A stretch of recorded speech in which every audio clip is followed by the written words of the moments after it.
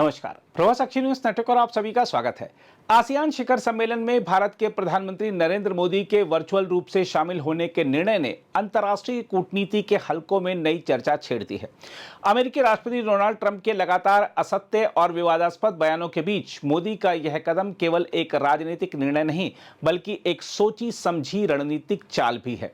जहां एक और विपक्ष, विशेषकर कांग्रेस, यह आरोप लगा रही है कि मोदी ट्रंप से मिलने से डर रहे हैं, वहीं वस्तुतः यह निर्णय भारतीय विदेश नीति की परिपक्वता और आत्मविश्वास का परिचायक है। हम आपको बता दें कि हाल के महीनों में ट्रंप ने कई बार यह दावा किया है कि उन्होंने भारत को रूसी तेल खरीदना बंद करने के लिए राजी कर लिया है।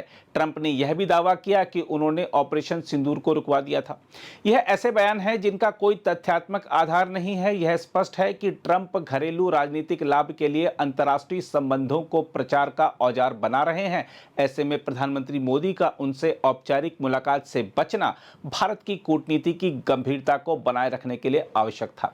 सीधे आमने सामने मिलना ट्रंप को अपने राजनीतिक प्रचार में भारत के नाम का उपयोग करने का अवसर देता, जो न केवल भारत की तटस्थता बल्कि उसकी वैश्विक छवि को भी प्रभावित कर सकता था।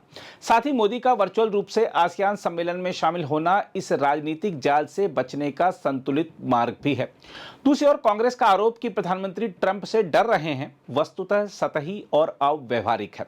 सच्चाई यह है कि मोदी सरकार ने भारत अमेरिका संबंधों को समान साझेदारी के आधार पर विकसित किया है, न कि किसी भय या दबाव के अधीन। वर्तमान निर्णय भी उसी आत्मनिर्भर विदेश नीति का हिस्सा है जहां भारत अपने राष्ट्रीय हित को सर्वोपरि रखता है। मोदी का आसियान सम्मेलन में वर्चुअल भागीदारी का फैसला न तो अमेरिका से दूरी बनाना है, न ही ट्रंप के प्रति विरोध जताना है।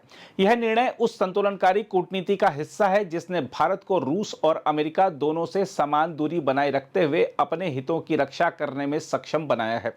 भारत आज न तो किसी धुरी का हिस्सा है और न ही किसी के दबाव में झुकता है। जब ट्रंप भारत पर ऊंचे शुल्क लगाते हैं या रूस से तेल खरीदने पर दबाव डालते हैं, तब भी भारत अपने आर्थिक हितों की रक्षा करते हुए संयम बनाए रखता है। यही रणनीति मोदी ने इस मुलाकात से बचकर अपनाई है, यानी ट्रंप को उनकी ही भाषा में जवाब देना, लेकिन बिना टकराव के। मोदी का आसियान में वर्चुअल उपस्थिति का निर्णय किसी निष्क्रियता का संकेत नहीं है। वर्ष 2014 से लेकर अब तक प्रधानमंत्री ने आसियान के मंच पर भारत की एक्ट ईस्ट पॉलिसी को निरंतर गति दी है। यह वही नीति है जिसने दक्षिण पूर्व एशिया में भारत की रणनीतिक उपस्थिति को मजबूत किया है। साथ ही वर्चुअल भागीदारी का अर्थ यह नहीं कि भारत पीछे हट रहा है, बल्कि यह निर्णय दर्शाता है कि भारत तकनीक और संवाद दोनों के माध्यम से वैश्विक निर्णय प्रक्रिया में सक्रिय बना हुआ है। डिजिटल उपस्थिति ने अब कूटनीति की सीमाएं बदल दी हैं और मोदी का यह निर्णय उस आधुनिक यथार्थ को स्वीकार करने का संकेत है। साथ ही मोदी के इस निर्णय का सबसे बड़ा प्रभाव भारत की स्वतंत्र वैश्विक छवि के रूप में सामने आएगा। अमेरिका के राष्ट्रपति से न मिलना यह दिखाता है कि भारत किसी भी देश के राजनीतिक समीकरणों के आगे नहीं झुकता।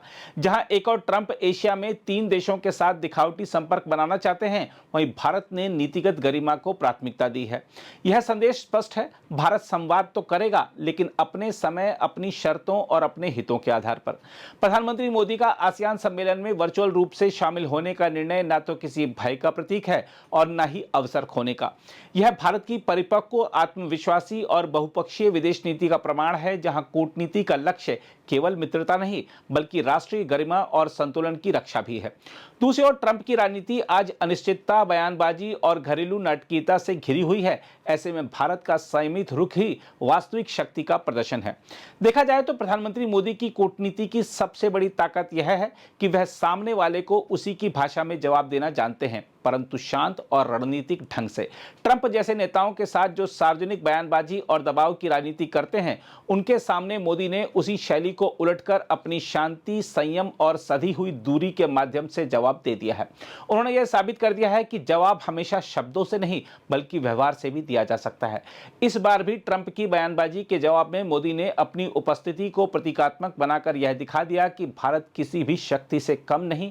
दरअसल यह मोदी का डिप्लोमेटिक मास्टर स्ट्रोक है, जिसने ट्रंप को उनके ही खेल में मात दे दी और दुनिया को दिखा दिया कि भारत के प्रधानमंत्री आज वैश्विक राजनीति के सबसे सधे हुए खिलाड़ी हैं। बहरहाल, कांग्रेस के आरोपों से परे सच्चाई यही है कि प्रधानमंत्री मोदी ने न केवल भारत की वैश्विक साख की रक्षा की है, बल्कि यह भी दिखाया है कि 21वीं सदी का भारत किसी के पॉलिटिकल ऑप्टिक्स का हिस्सा नहीं बनेगा, बल्कि वह स्वयं अंतर्राष्ट्रीय मंचों की दिशा तय करेगा। कुल मिलाकर देखें तो मोदी का यह निर्णय किसी डर का नहीं, बल्कि दूरदर्शिता का परिणाम है और यही वह बिंदु है जहां भारत की कूटनीति अपनी परिपक्वता के चरम पर खड़ी दिखाई देती है।